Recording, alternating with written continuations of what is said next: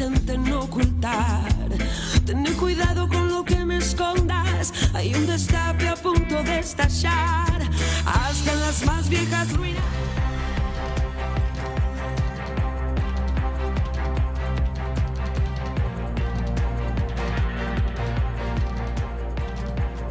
Buen día, ¿qué tal? ¿Cómo están?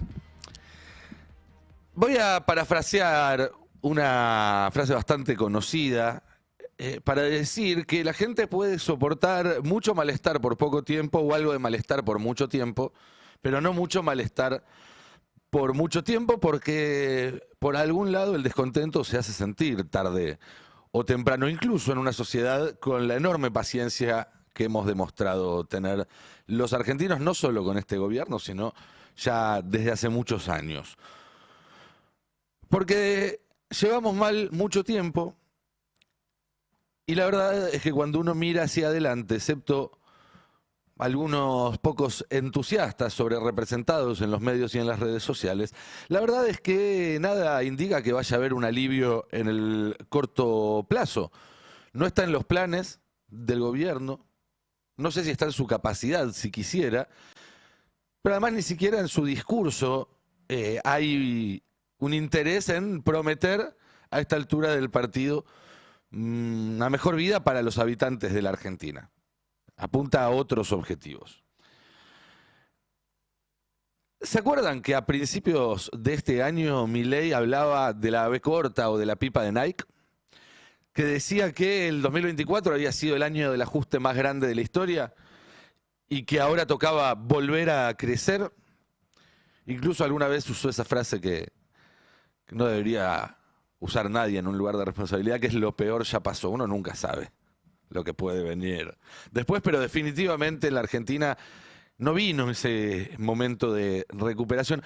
Incluso, no sé si se acuerdan, pero el 1 de enero publicó un decreto en el Boletín Oficial que ordenaba llamar al año 2025 año de la reconstrucción de la nación argentina. Y de hecho todos los membretes de todos los documentos oficiales que se emitieron este año dicen 2025, año de la reconstrucción de la nación argentina. Bueno, no pudo ser. No solo la reconstrucción no se concretó, ni siquiera comenzó. De hecho, todo está o igual o peor. Incluso tomando los datos que más le importan al gobierno, porque siempre hay que darle ese beneficio, ¿no? Macri decía, quiero que me midan por cómo reduje la pobreza, lo midieron por cómo no redujo la pobreza, se fue a la casa. Milei dice que quiere que lo reconozcan por haber eliminado la inflación. Bueno, se va a conocer en las próximas horas el número de inflación de noviembre. Todos descuentan que va a dar cerca de 2,5 puntos. Hace un año, en noviembre de 2024, era de 2,4%. Es decir, un año entero sin bajar la inflación. Tuvo algunos momentos donde estuvo un poquito por abajo, tuvo algunos picos por arriba. La tendencia de los últimos 6 meses es que sube, sube, sube, sube y sube. El riesgo país, otro dato clave para Milei. El 31 de diciembre del año pasado estaba en 635 puntos. ¿Saben cuánto está ahora? 366, 364, 36, 634. Más o menos lo mismo. Miren, el gráfico este lo muestra muy claro. Una línea es la inflación, la azul, la otra, la roja, es el riesgo país. Enero, noviembre, estamos donde salimos. Dimos una vueltita, paseamos al perro, pero estamos exactamente en el lugar donde salimos. Ahora, ¿eso significa que no pasó nada en el medio? No. En el medio se destruyeron miles de empresas, se perdieron cientos de miles de puestos de trabajo, se desmanteló la salud pública, la universidad pública, se aniquiló a la ciencia nacional.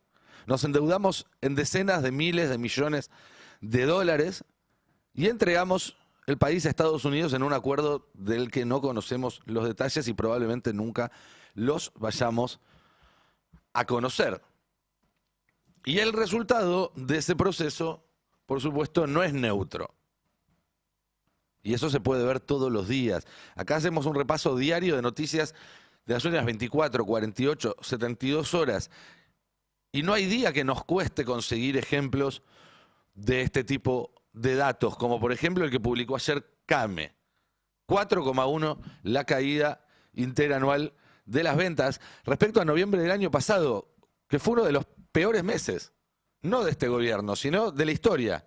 Y este año volvió a caer un 4%, con algunos rubros, con resultados de terremoto, de guerra. 17% abajo perfumería, 9,7% abajo bazar y decoración. No pasó un huracán. 6% abajo alimentos y bebidas. Pasó Javier Milei.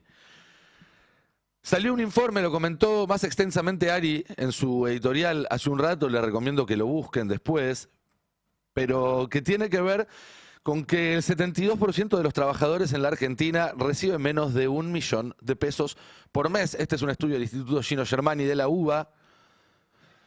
Y la mayoría de los trabajadores no alcanza a cubrir la canasta básica total. Me acuerdo hace unos años la novedad era que había trabajadores pobres. Bueno, estamos rumbo a un país donde va a ser difícil encontrar un trabajador que no sea pobre. Y eso es todo de este gobierno. Sigamos con otros datos. Esta placa con un informe de Brain Network que publica Clarín.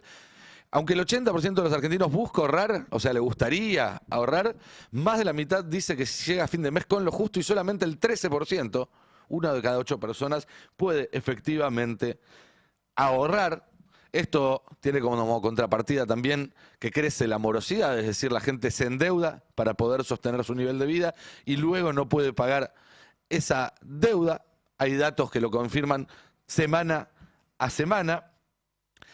Y no son solo las familias, también son las empresas las que están atravesando crisis que de alguna manera anticipan más crisis personales, más crisis hogareñas, familiares, porque cada empresa que cierra obviamente es un problema para todas las familias que tenían allí un ingreso. Hay crisis de cadena de pagos, hay crisis de suspensiones y de despidos, hay persianas bajas. Nos enteramos noticias todos los días y yo siempre digo lo mismo. Las que nos llegan son las noticias de las empresas grandes. Nunca va a salir en Clarín, en La Nación, Infobae, cerró una ferretería, cerró una granja. Pero por cada noticia que ustedes encuentran de un tambo grande, de una fábrica textil, de una fábrica de ropa que cierra, piensen que hay decenas de pymes que ya cerraron o que van a cerrar porque se van cayendo las cadenas productivas y también de consumo. La industria textil está usando solamente el 37% de su capacidad instalada. De cada 3 máquinas que tienen prendida 1 y apagadas 2. ¿Cuánto puede durar esto? ¿Cuánto puede sostenerse esto? No mucho.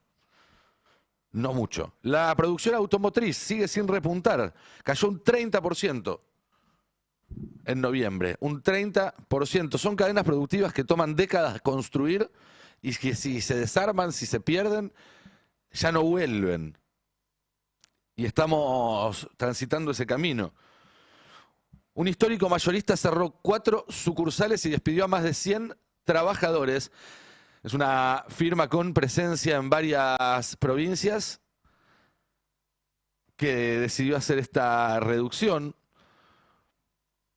Y en este contexto, obviamente, el que no corre vuela y todos intentan sacar tajada, porque Pablo Roca, una persona que claramente no tiene problemas de solvencia ni para llegar a fin de mes, aprovecha para apretar al gobierno y decirle que si no le restituye alguno de los beneficios que tuvo, bueno, va a tener que cerrar su fábrica de caños por el ingreso de caños chinos. Claro, Roca podría tener un poco de honestidad intelectual y salir a decir con esta política económica ninguna industria va a sobrevivir.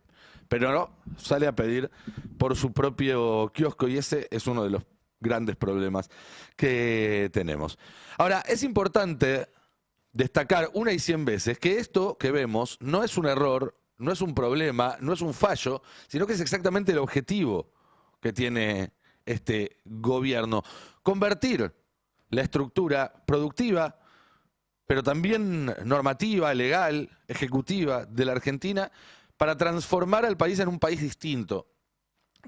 Miren, ayer lo decía con bastante claridad el titular de ATE, Rodolfo Aguiar, cuando le preguntaban por el despido de 28.000 empleados, y daba una precisión que a mí me parece que es importante destacar. ¿Un número de despidos que se esté manejando? Bueno, si se cumpliera este 10% de recorte de personal, estamos hablando aproximadamente de 28.000 trabajadores. O sea, ¿el gobierno quiere despedir 28.000 trabajadores del Estado? Sí, yo creo que quiere despedir 28.000, pero creo que el gobierno no quiere destruir el Estado. Lo que está haciendo, si lo analizamos bien, es construyendo un Estado distinto al que había antes, moldeando un Estado que solo sea garante de los intereses de las grandes empresas nacionales y las transnacionales que operan en nuestro país. Ahí dan el clavo. No se trata de destruir al Estado. Se trata de destruir la idea de que el Estado tiene un servicio para todos los argentinos y convertirlo en un Estado que sirve solamente para las grandes empresas y las grandes corporaciones, con hincapié en grandes. No están a favor de los empresarios, están a favor de los grandes empresarios. Los decenas de miles de empresarios que tuvieron que cerrar sus pymes, en las que seguramente invirtieron su vida, bueno, obviamente no encuentran en este gobierno ningún tipo de favor. Vamos el tema de la ciencia lo vamos a charlar más tarde en la mesa para que esto no se haga muy largo, pero también entendiendo la lógica de no destruir un Estado, sino de transformar al Estado y ponerlo al servicio de los grandes capitales, es que se explica que en el medio de una brutal recesión como la que estamos viviendo, aunque la disimulen manipulando algún índice estadístico, el gobierno impulsa reformas que sigan concentrando riqueza y matando la actividad económica. Y esto me parece sumamente esclarecedor. Las reformas que propone el gobierno para esta etapa, para esta ventana de oportunidad que se le abrió con el triunfo electoral, tienen tres esquinas, por así decirlo, tres aristas. Una que son el blanqueo y la baja de impuestos, que son dos formas de hacer lo mismo, que es devolverle plata a los más ricos. El blanqueo es como una baja de impuestos retroactiva hacia el pasado. Te perdono los que ya eludiste. Y la baja de impuestos es para que no tengan para que ahorren un poco de contadores y no tengan que seguir eludiendo en el futuro, que sea legal esa ilusión. La segunda es la reforma laboral, y esto es darle más poder al empleador sobre el empleado, sobre el trabajador. Y la tercera, y esto es lo interesante, es una reforma penal, que lo que busca es criminalizar cualquier intento de oponerse a eso y cristalizar esas relaciones de poder. Penar al trabajador que quiera oponerse a esta nueva desigualdad que impone la reforma laboral. Penar al ciudadano que quiera protestar por la nueva desigualdad impuesta por el blanqueo y la reforma tributaria. Porque el gobierno de Milei, como el de Trump, como el de Bolsonaro, vino a devolverle a las élites el dinero y el poder que históricamente detentaron y que durante unas pocas décadas, a fines del siglo pasado, a principios de este siglo, de forma excepcional, incompleta y declinante, las mayorías reclamaron para sí. Las élites a lo largo de la historia estuvieron acostumbradas a tener el monopolio del poder, el monopolio del Estado, el monopolio de la economía, y hubo una excepción extraordinaria durante el siglo XX y en los primeros años de este siglo XXI, donde la gente empezó a decir, che, yo quiero poner un límite a la cantidad de horas que trabajo, creo que tiene que haber un salario mínimo para que nadie pueda explotarme por menos que eso, creo que tengo que tener algún tipo de opinión en qué leyes se aprueban, en quién toma decisiones por mí.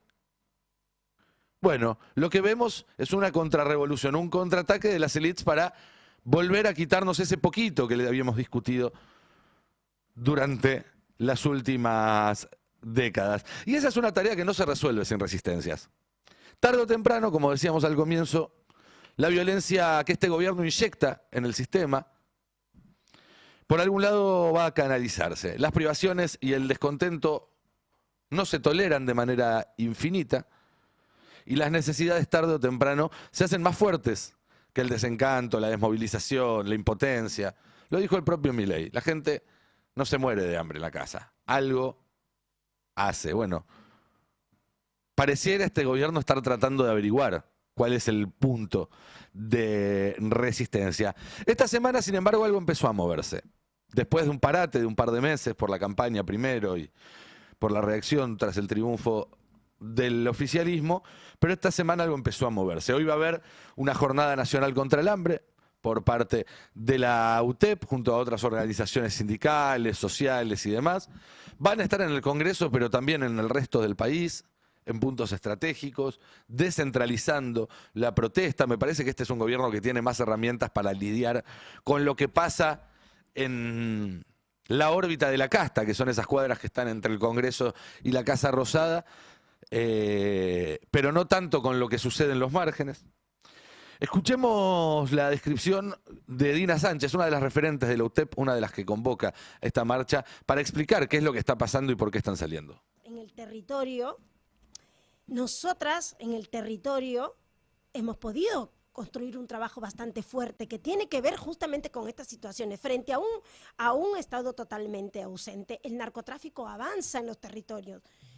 Y nosotras estamos haciendo malabares para sostener. Primero, porque nuestros comedores y merenderos están explotados de gente, pero no hay alimentos. Porque el gobierno nacional decidió no entregar ni un solo kilo de arroz. Pero la justicia le dijo, tenés que entregarlo. 9 fallos a favor de nosotras. Y sin embargo, no, hasta el día de hoy no hay un kilo de arroz. En primer lugar, eso. En segundo lugar... Nunca llegó. Petovelo exacto, nunca mandó. Nunca llegó. Después, los cierres de los espacios que acompañan a estos pibes con problemas de adicción. Entonces, no hay, o sea, los pibes hoy no pueden construir un futuro. Terminan encontrando salida laboral siendo el soldado de narcotráfico. Las compañeras que están no solamente con el pluriempleo trabajando un montón de horas para sobrevivir, sino que también están súper endeudadas. Y el mayor prestador en los territorios hoy es el tranza. Ese es el panorama, la foto triste que se vive en la Argentina. Entonces, las historias de muchas de nosotras hoy se están repitiendo con mucha más fuerza. Con No hay una sola línea, ni una sola palabra en los proyectos de ley que está presentando Milei, así como no las hubo en los decretos y proyectos de ley que se aprobaron en los últimos 2 años, que apunten a resolver este problema. No existe, no está en la agenda del gobierno, no hay un solo funcionario que esté pensando políticas de Estado en este sentido, y lo mismo podría aplicarse a la ciencia, a la educación y hasta a la propia seguridad, porque más allá de comprar pertrechos, de espiar a la gente, de proponer leyes que endurecen las penas, que persiguen a la oposición, no están haciendo nada. Endurecer las penas es la manera más fácil que tiene el encargado de la inseguridad de mostrar que está haciendo algo. Claro, no le cuesta nada, ni a Patricia Bullrich, ni a Monteliva, ni a ninguno de los funcionarios de seguridad decir que los diputados aumenten las penas, que los senadores aumenten las penas. La alternativa sería ponerse a trabajar y tener una política de seguridad. No hay nadie pensando en políticas públicas en ese sentido. Lo único que se piensa en este gobierno es en cómo seguir facilitándole las cosas a los que ya tienen mucho. Decíamos, aparecen las resistencias. La UTEP es una, ATE es la otra. En un rato vamos a charlar más tendido sobre estas convocatorias, pero hoy es un día de paro por parte de los trabajadores que están nucleados en ATE. También estas resistencias, como decíamos, no solamente están en el centro, empiezan a surgir en los márgenes. Mucha atención a lo que está pasando en Mendoza, donde hay muchísima gente protestando por unos proyectos de ley que ponen en riesgo los recursos naturales, particularmente el agua. Mucha atención a lo que está pasando ahí porque está siendo además invisibilizado en los medios nacionales, algunos de los cuales tienen negocios justamente que necesitan que se aprueben estas leyes que está discutiendo Mendoza para poder progresar. Nada casualmente. Mañana nuevamente vamos a tener a los jubilados y a los familiares de personas con discapacidad, como todos los miércoles, en la plaza, seguramente sufriendo la violencia institucional. El jueves va a haber una marcha muy importante a Plaza de Mayo por parte de las organizaciones de derechos humanos, con la compañía también de sindicatos, de organizaciones sociales. Y de ahora en adelante me parece que un poco la tónica va a ser esa. En general, las segundas mitades de mandato son más complicadas que las primeras. Y más que nunca, diría, en un mundo en el cual las reelecciones se volvieron una rareza.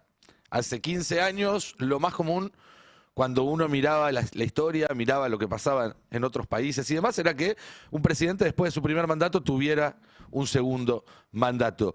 Hoy, prácticamente la mayoría de las presidencias en la Argentina, pero también en otros lugares del mundo con sistemas presidencialistas, son breves, duran un mandato y luego son reemplazadas, fracasan los intentos de reelección y eso vuelve todos los efectos que tornan la segunda mitad de un mandato más áspera que la primera, obviamente más potentes.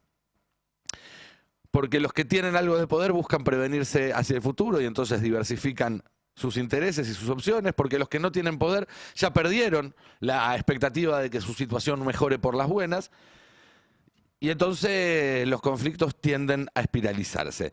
Milei en ese sentido sigue siendo un gigante con los pies de barro. Hay que ver cuánto puede avanzar en su agenda en los próximos meses, pero claramente ve que esa ventana de oportunidad puede durar hasta febrero, hasta marzo, quizás les tire un poco más, pero que luego se le va a cerrar.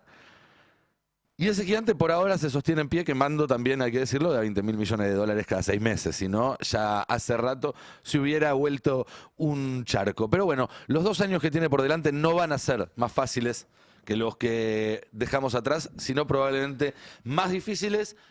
Hay que ver qué herramientas tiene, qué recursos tiene para lidiar con eso. ¿Qué tal? Buen día, ¿cómo están? ¿Qué tal? ¿Cómo andan? Buen día. Dice Nico, ¿cómo va? Bien, bien. Arranco por